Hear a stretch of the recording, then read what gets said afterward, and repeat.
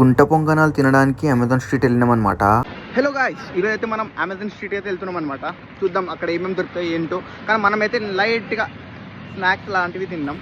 So దీనికి Amazon street ఎందుకంటారంటే Amazon ఆపోజిట్లో ఉంటుందన్నమాట మొత్తం కంప్లీట్ స్ట్రీట్. ఇక్కడ juices, panipuris, paan shops, teas and snacks అయితే ఈచ్ అండ్ ఎవ్రీథింగ్ అయితే దొరికిపోతాయి అనమాట మనకు.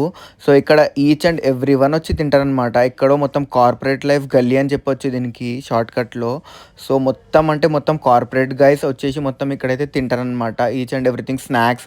అండ్ మొత్తం ఈవినింగ్ నైట్ దాకా ఉంటుంది అనమాట. సో మనమైతే ఆర్డర్ చేసేసాం గుంట పొంగనాలు అనమాట.